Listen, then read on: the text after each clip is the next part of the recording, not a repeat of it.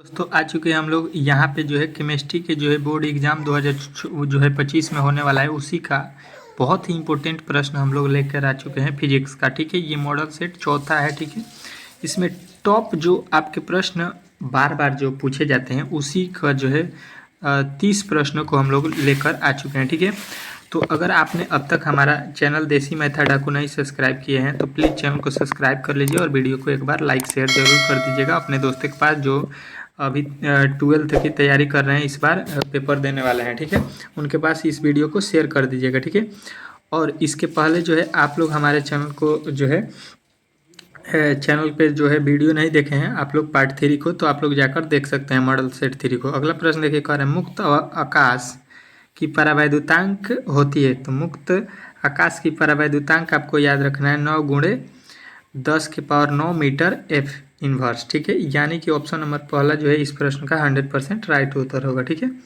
चलिए अगला प्रश्न देखिए आपके सामने आ चुका है। यहाँ पे बहुत ही इंपॉर्टेंट प्रश्न कह रहा है कि किसी माध्यम की सापेक्षिक परावैद्युतांक ER बराबर होता है। ठीक है, परावैद्युतांक का ये सिंबल है। ठीक है, इसके बराबर क्या होता है, तो आपको याद रखना है कि इसके बराबर में जो है किसी माध्यम की अपेक्षिक परावैद्युतांक होता है। ठीक है, किसी माध्यम की अपेक्षिक परावैद्युतांक आपका 100% राइट उत्तर हो जाएगा, option number A. Option number A जो है इस प्रश्न का 100% राइट उत्तर होगा। ठीक है, चलिए अगला प्रश्न देखते हैं। यहाँ पे ये आपका क्लास जो है डेली शाम 6 बजे चलता है। ठीक है, शाम को 6 PM पे चलता है और ये फिजिक्स है। ठीक है, फिजिक्स और केमिस्ट्री का जो है, केमिस्ट्री का आपको सुबह में 6 PM में ये क्लास आपको देखने को मिलेगा। ठीक है, तो सुबह शाम में 2 जो है क्लास आपको डेली इस चैनल पे चलेगा। तो दोनों विषय को आप अच्छे तरीके से तैयारी करना चाहते हैं तो आप लोग जो है हमसे जुड़ सकते हैं। ठीक है,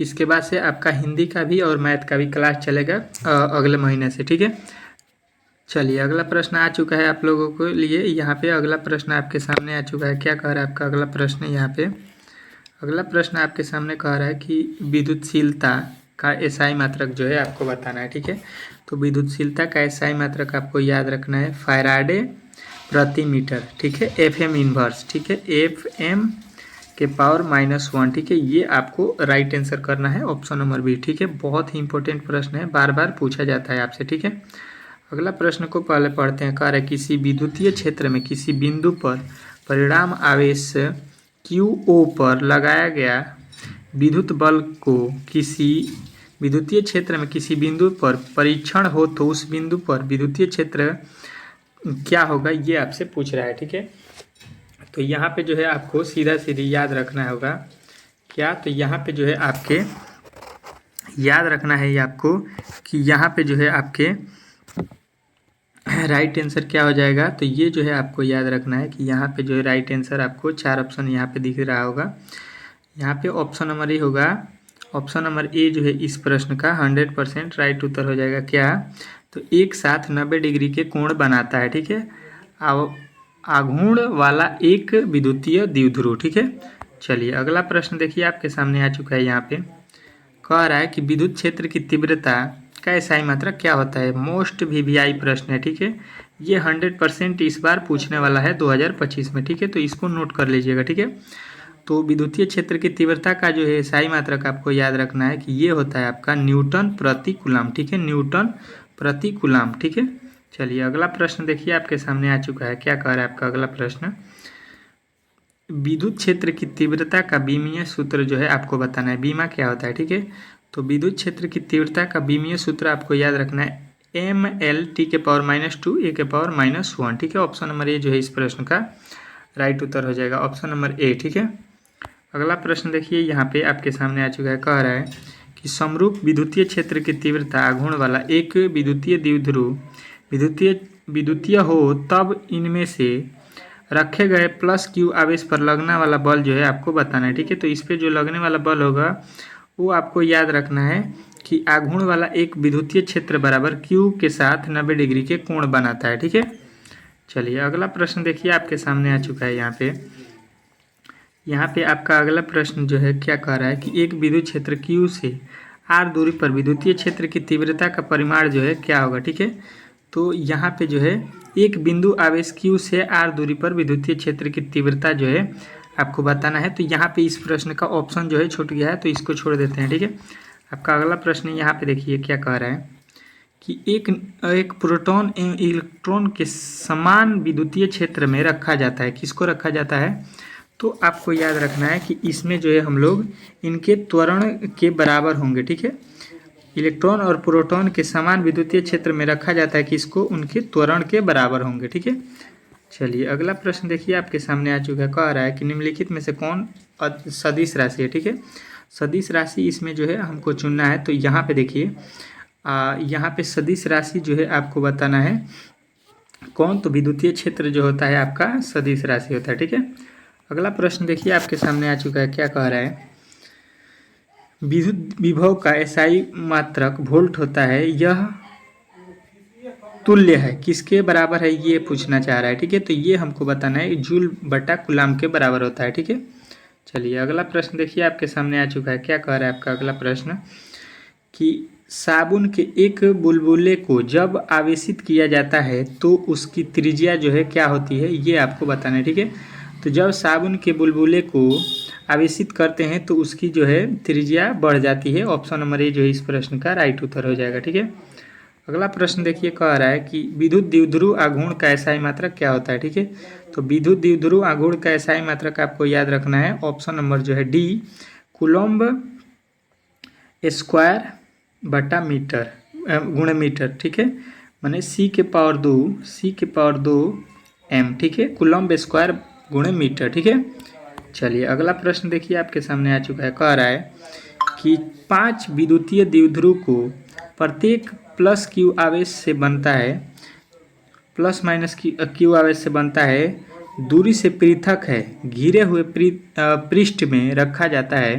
तो पृष्ठ के ऊपर कुल फ्लक्स का जो है आपको मान बताना है कितना होगा। ठीक है, तो इस पे जो है कुल फ्लक्स का मान 10 पाई क्यू हो जाएगा। ठीक है, चलिए अगला प्रश्न देखिए आपके सामने आ चुका है। अगला प्रश्न क्या कह रहा है कि 3 बिंदु यहाँ पे दिए गए हैं 4G Q तथा छोटा q एक सरल रेखा पर 0, 1/2 और 1 दूरी पर रखे हैं। ठीक है, यदि तीनों आवेश q पर परिणाम बल 0 हो तो बड़का वाला जो q है उसका जो है मान आपको निकालना है। ठीक है, तो बड़े वाले q का जो है मान आपको याद रखना है कि ये हो जाएगा -2q। ठीक है, अगला प्रश्न देखिए आपके सामने आ चुका है। कह रहा है कि एक समान विद्युत क्षेत्र में द्विध्रुव पर आरोपित बल युग्म आघूर्ण अधिकतम है, जबकि द्विध्रुव की अक्ष तथा क्षेत्र की दिशा के बीच का कोण जो है आपको बताना है कि क्या होगा। ठीक है, तो ये जो है इसके बीच के कोण जो है 0 हो जाएगा। ऑप्शन नंबर ए जो है इस प्रश्न का 100% राइट उत्तर होगा। ठीक है, अगला प्रश्न कह रहा है यदि किसी अल्प क्षेत्र DA का विद्युतीय द्विध्रुव आघूर्ण वाला एक विद्युतीय अभिलंब हो तब उस पर जो है ट विद्युत फ्लक्स क्या होगा। ठीक है, तो उसमें जो विद्युत फ्लक्स होगा वो हो जाएगा आपका विद्युतीय क्षेत्र गुणे अल्प जो है आपका क्षेत्रफल। ठीक है, ई से होता है विद्युतीय क्षेत्र, मतलब ई गुणे डेल्टा dt। डेल्टा ए किसी घिरे सतह पर कुल विद्युत फ्लक्स पृष्ठ के भीतर स्थित कुल आवेश का जो है कितने के बराबर होता है। तो ये जो है आपको याद रखना है कि ये होता है आपका 1/4 पाई के गुना के बराबर होता है। ठीक है, अगला प्रश्न देखिए कह रहा है कि किसी आवेशित समतल चादर के नज़दीक विद्युत तीव्रता E का मान, तो यहाँ पे जो है आपको याद रखना है कि E का मान जो है यहाँ पे क्या हो जाएगा। तो E का मान जो है आपको याद रखना है कि E का मान जो है यहाँ पर जो है यहाँ पे लिखना है आपको जो है एप्सिलॉन 0, और यहाँ पे लिखना है आपका आवेशित समतल बटा एप्सिलॉन 0। ठीक है, यहाँ पे ऑप्शन नंबर ए इसका मतलब होता है बटा। ठीक है, चलिए अगला प्रश्न देखिए कह रहा है कि किसी आवेशित चालक के नज़दीक विद्युतीय तीव्रता आघूर्ण वाला एक विद्युतीय क्षेत्र का मान जो है क्या होता है। तो ये जो है आपको याद रखना है कि ये मान होता है आपका 0। ठीक है, 0 जो है इसका मान हो जाएगा। ठीक है, अगला प्रश्न देखिए कह रहा है, अगला प्रश्न आपका क्या कह रहा है, किसी अचालक पदार्थ के गोले को आवेशित आवेश देने पर यह वितरित होता है। तो ये वितरित जो है आपको याद रखना है, केवल भीतर वितरित होता है। ठीक है, अगला प्रश्न देखिए आपके सामने आ चुका है। अगला प्रश्न यहाँ पे क्या कह रहा है आपका, चित्रानुसार बिंदु ए कमा बिंदु बी और सी पर विद्युत क्षेत्र की तीव्रता जो है यहाँ पे दिए गए हैं ई ए ई बी ई सी। ठीक है, तो यहाँ पे जो है आपको यहाँ पे हो तो यहाँ पे आपको क्या करना है, तो आपको बताना है कि ई ए बराबर ई बी बराबर ई सी होगा, तीनों पर जो है बराबर मान होगा। ठीक है, अगला प्रश्न देखिए कह रहा है कि चालक पदार्थ से बने असीमित आवेशित पतली चादर की सतह के निकट स्थित किसी बिंदु पर विद्युतीय क्षेत्र का मान जो है आपको बताना है। ठीक है, तो विद्युतीय क्षेत्र का मान इसमें जो है आपको याद रखना है कि ये होता है यहाँ पे असीमित आवेश बटा 2ε0। ठीक है, अगला प्रश्न देखिए आपके सामने आ चुका है। कह रहा है नीचे दिए गए चित्र में यदि आवेश Q पर कुल प्रभावित बल 0 हो तो Q बटा Q का मान जो है आपको निकालना है। ठीक है, तो यहाँ पे जो है इसमें Q बटा Q का मान जो है आपको याद रखना है कि ये हो जाएगा